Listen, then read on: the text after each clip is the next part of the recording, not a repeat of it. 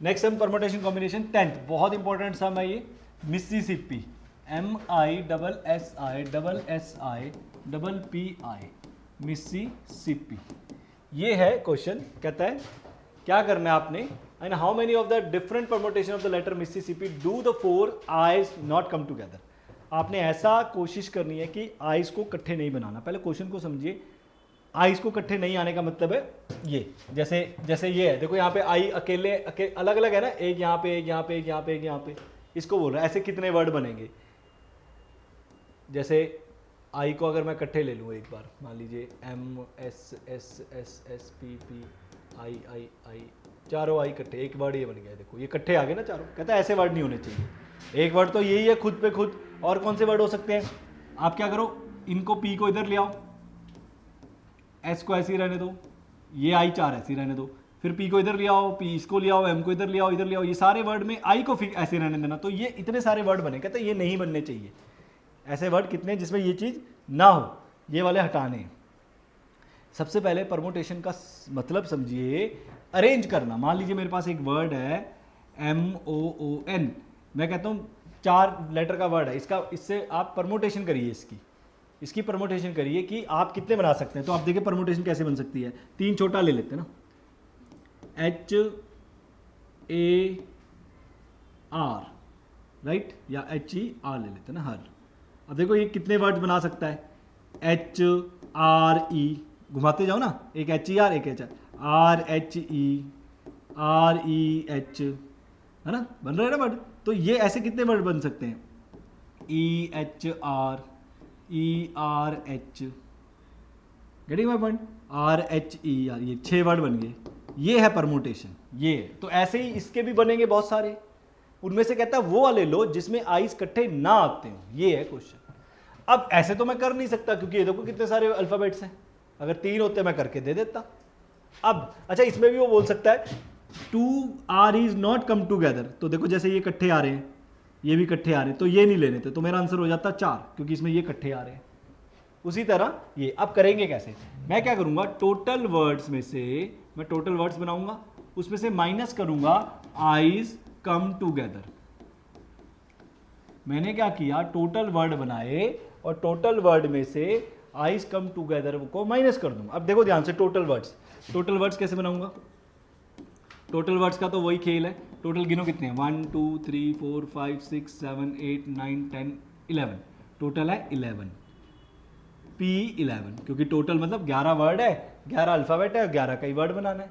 लेकिन इसमें बहुत एक ट्रिक है समझने वाली, ये रिपीटेशन, जब भी रिपीटेशंस होती हैं, आपने कॉन्सेप्ट में समझा होगा, जितने वर्ड रिपीट हो रहे हैं उतने ही फैक्टोरियल से डिवाइड हो जाता है। कितने वर्ड है रिपीट होने वाले, देखो आई कितनी बार रिपीट हो रहा है, 4 बार, तो 4 फैक्टोरियल से इसे डिवाइड करना पड़ेगा।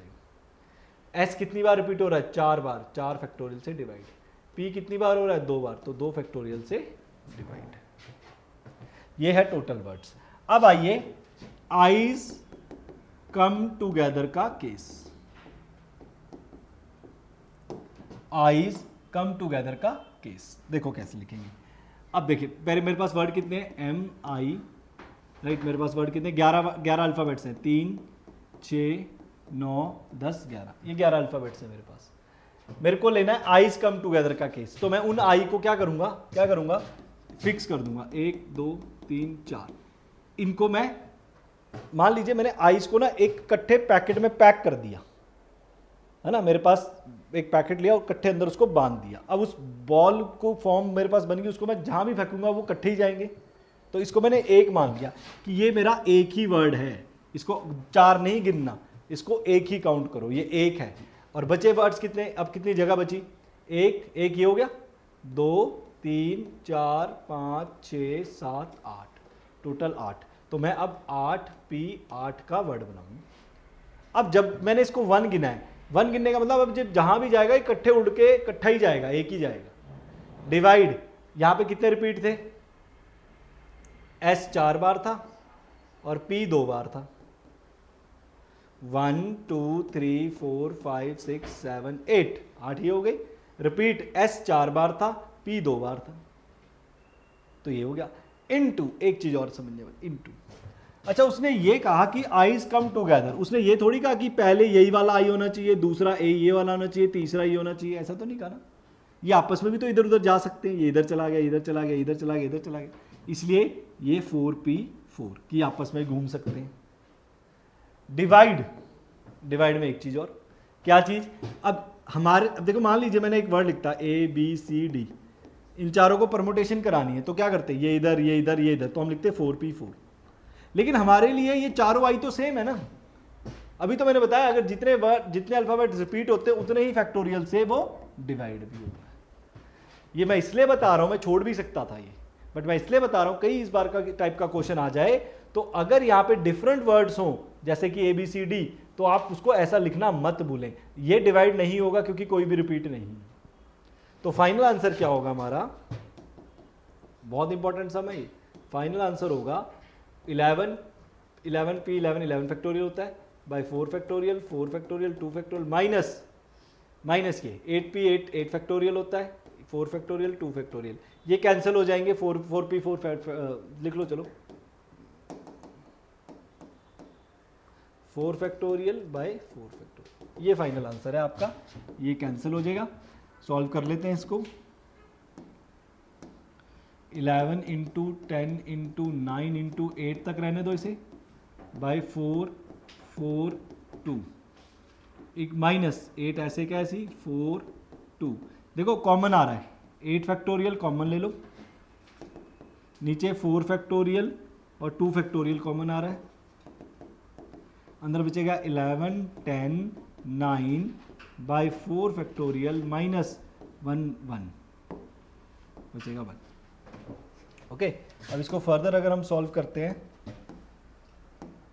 तो 8 factorial into 7 into 6 into 5 into 4, नीचे 4 है ना इसलिए मैं 4 तक जा रहा हूँ, और ये हो गया 11 इंटू 10 इंटू 9, 4 को ब्रेक करो 4 3 2 माइनस 1, देखो 4 से 4 कैंसिल, 2 2 ज़ा 4 2 5 ज़ा 10, ओके, और यहाँ 2 3 ज़ा 6, तो ये बचा 8 7 3 5, ये बचा 11 5 9 ज़ा 45 माइनस 6 12 माइनस 1, इसको हमें सॉल्व करना पड़ेगा। तो फर्दर आप इसको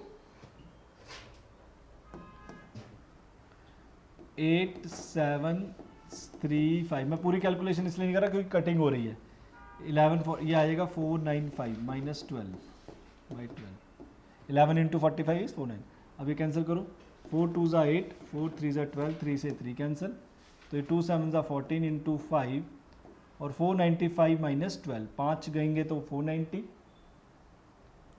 7 और चले जाएंगे तो 483, ये बचेगा ना, नहीं 4 7 495 माइनस 12, हाँ ये 483, ये आप मल्टीप्लाई करो, that would be the answer. इसको सॉल्व करोगे तो आंसर आ जाएगा 33810, राइट।